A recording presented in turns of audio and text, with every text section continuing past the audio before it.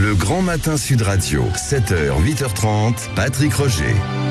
Il est 8h23 sur Sud Radio. Dans un instant, enfin dans quelques minutes, c'est David Lisnard, le maire LR de Cannes, président de l'AMF, qui sera avec Jean-Jacques Bourdin. Et puis vous pourrez réagir, comme chaque jour, évidemment, à 9h. Vous avez la parole, 0826 300 300 sur tous les sujets. Alors il y a le sujet, évidemment, on l'a évoqué beaucoup, de cet appel à la marche là pour dimanche. Est-ce que c'est utile ou pas utile? Alors il y avait débat entre Françoise Degois et Elisabeth Lévy. Je sais pas ce que vous en pensez, vous.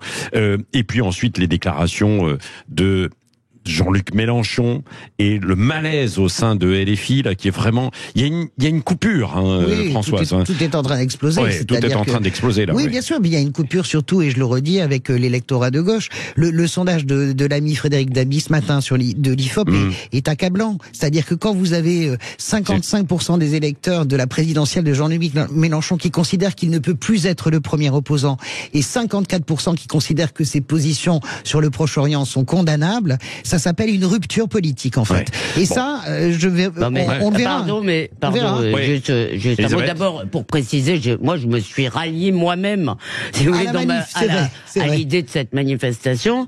Ouais. Par ailleurs, moi, maintenant, j'en ai un peu assez, depuis des semaines, d'entendre dire, oui, on va rompre, on n'est pas content. Maintenant, il faut qu'il y ait rupture. De la même façon qu'il ne peut pas, moi, j'attends que le PC, le PS, les écolos disent clairement, c'est fini, la NUPES, et j'attends aussi que les gens à l'intérieur fassent effectivement, à l'intérieur de LFI, notamment, à l'intérieur des Insoumis, parce que ça fait des semaines qu'on dit, oui, ils sont pas sur la même ligne. Il y a deux camps ou pas, François? Plusieurs camps. Oui, il y a ceux il y a vraiment la forteresse et les proches de Jean-Luc Mélenchon, voilà, c'est Mathilde Panot, Manuel Bompard, mais après, moi, je fais pas des listes pour vouer à la vindicte. C'est des fonctionnements. Il y a le premier cercle, c'est ce cercle-là qui dirige tout en ce moment et qui donne le tempo, voilà. Et puis vous avez des gens beaucoup moins. Le projet de loi sur l'immigration, avec aujourd'hui, il y a des secteurs en tension, ça va être débattu, l'article 3. Hier, il y a eu l'aide médicale, l'AME pour les étrangers en situation irrégulière, supprimée. Elle pourrait être remplacée par l'aide médicale d'urgence. Elisabeth Lévy, Françoise Degois. Il faut quand même savoir ce que c'est concrètement, si vous voulez, que nos hôpitaux aujourd'hui. Je veux dire, c'est vraiment, vous parlez avec des internes, les hôpitaux parisiens se soignent toute la journée, si vous voulez, des choses plus ou moins graves d'ailleurs, mais de gens qui viennent des clandos, qui viennent des clandestins, qui viennent en France et qui passent leur temps en plus souvent en râlant. Moi, on me raconte des histoires parce qu'ils sont allés d'un hôpital à l'autre. Donc, ce qu'il faut, le rapport, moi je me méfie un peu de ce rapport qui, à mon avis, je voudrais lire. Qui a été demandé là. Oui, mais je me méfie des rapports toujours qui disent exactement ce qu'on veut entendre, si vous voulez. Donc je l'attends. J'attends de le lire. En revanche, ce que je crois, c'est qu'il faut réserver, si vous voulez, la médecine d'abord à l'urgence, aux choses graves des gens qui se trouvent sur notre sol. Ça, c'est une question de santé publique. Effectivement, personne ne dit qu'on doit laisser une femme enceinte, refuser des soins à une femme enceinte ou ce genre de choses. Il faut supprimer tout ce qui dépasse, évidemment, et je ne vous parle pas seulement des opérations de chirurgie esthétique, il faut se rappeler qu'il y a des Français qui n'arrivent pas à se soigner, ou des résidents légaux qui n'arrivent pas à se soigner. Donc, la restreindre, et que ce ne soit plus un motif. Écoutez, il faut couper tout ce qui sont des pompes aspirantes, tout ce qui fait venir des gens en France, parce qu'il ne faut pas les prendre pour des imbéciles, ils le savent. C'est pas aussi clair que ça sur la pompe aspirante. Pompe aspirante, non, l'Italie, qui est quand même Mélanie, on peut pas dire c'est néofascisme plus droite libérale et droite des affaires, elle l'a pas supprimé, l'AME. Il y a le même système en Italie.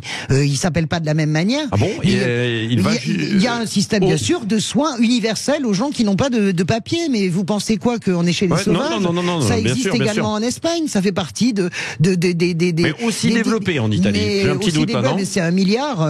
C'est aussi développé. Vous avez le droit d'être soigné. Je ne suis pas d'accord avec cette suppression. Vous allez me dire encore 1 milliard, ça coûte à peu près 1 milliard. Tous les médecins le disent, et pas simplement des médecins qui seraient de gauche. Enfin, déjà, c'est une hérésie sur le plan médical. Vous encouragez la prophylaxie, c'est quand même quelque chose de très important. Je vous ai pas dit qu'il fallait la supprimer. Je vous dis qu'il faut la réserver pour l'urgence. C'est ce que vous dites. Aux choses. Mais je ne crois pas à la c'est ce que disait d'ailleurs Gérald Darmanin. Ça n'est pas le bon terme. Urgence, c'était pas urgence que il faut la réserver aux choses essentielles qui font partie des besoins essentiels en termes de santé. Non, écoutez, écoutez, moi je parle avec des gens qui travaillent à l'hôpital, François. D'accord, mais moi Allez aussi, voir il n'y a un pas que interne, vous. Je vous emmène à Georges Pompidou. Arrêtez de penser que vous avez la ça vous mais intéresse.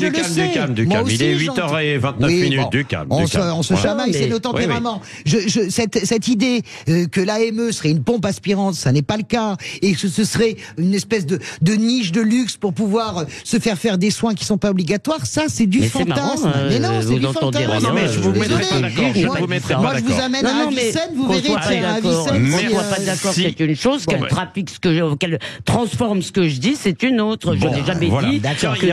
Il y a peut-être un point sur lequel vous allez être d'accord, Françoise de Gaulle, Elisabeth Lévy. Dans les rues piétonnes, il y a des cyclistes parfois. Est-ce que les cyclistes doivent continuer de pédaler normalement, ou est-ce qu'ils doivent mettre le pied à terre? Non. Là, c'est Françoise. Alors la Françoise, je veux bien accepter tout, Mélenchon, tout, mais si elle n'est pas d'accord avec moi là-dessus, je ne parle pas. Vous êtes pourquoi, vous? Mais pour que les cyclistes respectent les piétons. D'accord. Donc ils mettent pied à terre dans les rues piétonnes. Il faut mettre pied à terre. À Paris. Moi qui suis une cycliste, maintenant, je mets pied à terre. Et il faut arrêter de passer au feu rouge les cyclistes. Non, mais parce qu'il y a une proposition dans le 9e arrondissement à Paris. On suivra ça. Moi, on posera peut-être la question aussi à David Lisnard, le patron des maires de France, maire de Cannes, qui est l'invité de Jean-Jacques Bourdin dans un instant sur Sud Radio jusqu'à 9h. Et puis vous pouvez réagir à tout ce qui a été dit, notamment tout à l'heure avec Jean-Jacques aussi à 9h comme chaque jour. Il est 8h30.